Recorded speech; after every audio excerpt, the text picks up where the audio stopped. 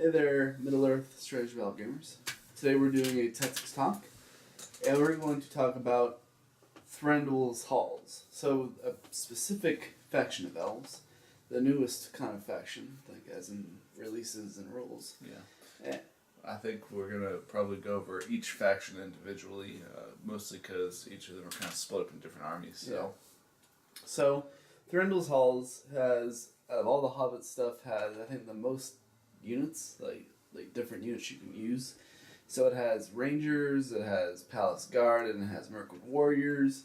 And the Mirkwood Warriors are, of course, its most versatile unit. But we'll go over them real quick. I mean, so first off, on Thranduils Halls, I played Thranduils Halls on Nova. And the heroes for Thranduils Halls are awesome. You got Legolas, who's the same Legolas we all know and love. They luckily changed him back so he's not the combat with Orcrist guy. Fight 7 3 tech, but he's the standard Legolas now. You got Tauriel, who's awesome. She has that ability where her attacks stack per model she's in combat with. And then we have Thranduil, whose profile has changed quite a bit since the Lord of the Rings rules. He's now fight 7 himself, the 3 attack. He has 3s in all the right places, and he has the same rules as Tauriel. And now he can be put on a horse, and he can be put on an elk. And the elk, of course, allows him to have strict charge, and it has 2 wounds. Two wounds. So it's a little bit better of a mount. So those heroes are pretty much the 3 heroes you have: Palace Guard Captain, a Mirkwood Warrior Captain, and Mirkwood Ranger Captains as well. But honestly, my experience, you can only really have 3 warbands. Kind of depending on what units you take, 3 warbands tends to be the thing, and those 3 heroes tend to be the best ones, in my opinion. A Palace Guard Captain, though, is really good because they have high defense, and they potentially have fight 7 if they're within range of Thranduil, because they have that rule. So, going over the units I like the most are now the Mirkwood Warriors. Now they have defense 6 now, so they got a big defense buff.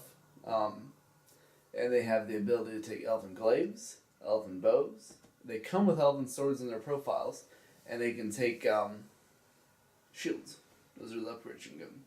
Now the glaives are a really cool rule. It's an elven blade that can be used as a spear, and it can be used to shield. So it's pretty much a Swiss Army knife weapon. Yeah. It's a really good rule. I think it only costs 1 point now. It used to cost 2 points, but they changed that. So, other than Mirkwood Warriors, another really good unit, in my opinion, are Palace Guard.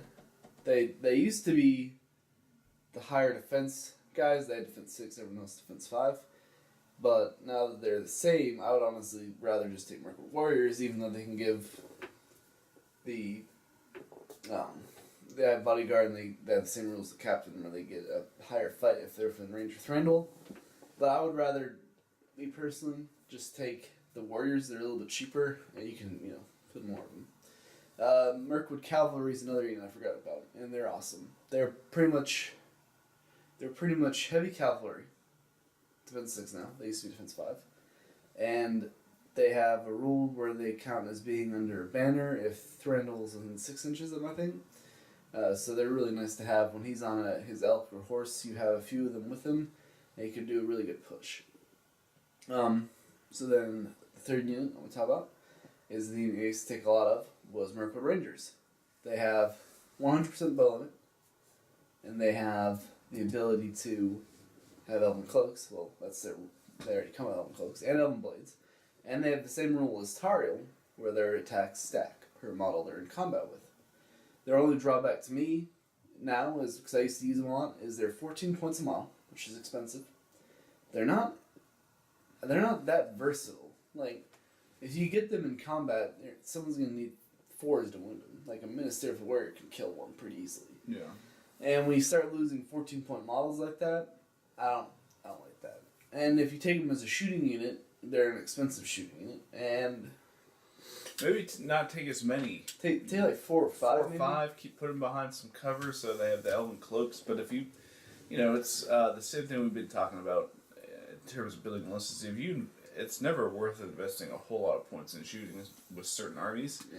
And the only reason, I mean, like elves have great shooting, but Elves are the best. because they would be so expensive, you don't want to invest all your points. In What just I your started doing is I would give Mirkwood warriors a bow and a glaive, so then that way they can just move with my guys and shoot. You know what I'm saying? It's not a whole lot of points. But that being said, I do see the kind of merit in having the Mirkwood Rangers. You can place them on objectives with their elven cloaks. It's a pretty good deal for them. I mean, they're pretty good unit. Yeah. In terms of buying an army, though, for this, in terms of like, if you were actually starting this army, and you're like, okay, well, Mirkwood Warriors, their one drawback is you get 3 of them for like $25 American dollars, USD, and that's pretty expensive. Like $100, you're pretty much spending to have one warband. I bought 3 warbands worth of guys just because I like that army. Mirkwood is my elf faction, and so I bought 3 warbands worth. But if you were to buy the army, you're like, okay, well, I don't necessarily want to have a whole lot of them yet. I'll build them, gradually. Then maybe buy like 2 or 3 boxes of the glaives and the guys with shields. And then you can throw in the plastic kits. So Mirkwood Rangers are a plastic kit, and so are the Palace Guard. They're cheap to get. Legolas and Tariel, they got several different models for them. They got the resin one, and they got the Legolas be on a horse one with Orcrist, the Battle of 5 Armies model. So it's out of all the Hobbit, in my opinion. Well, not really my opinion. It's out of all the Hobbit Rangers right now. Except for the Forge Rules stuff that's coming out, they had the most stuff. Like Games Workshop, they had the most units, most releases and stuff of the Games Workshop.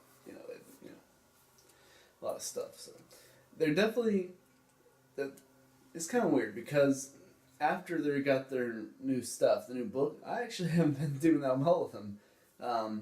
You guys saw the battle report where I versed Sam's Iron Hills, and he was rolling 5s and wounded me. I think that's the thing is, I was needing 6s by force to wound him. He was needing 5s to wound me. It's kind of the story of the higher strength, higher defense, lower fight armies. But I like that army. I took it to Nova, and you might be seeing it again soon. Well, thanks guys for watching. Please like, subscribe, and support your Hobbit hobby. Happy wargaming.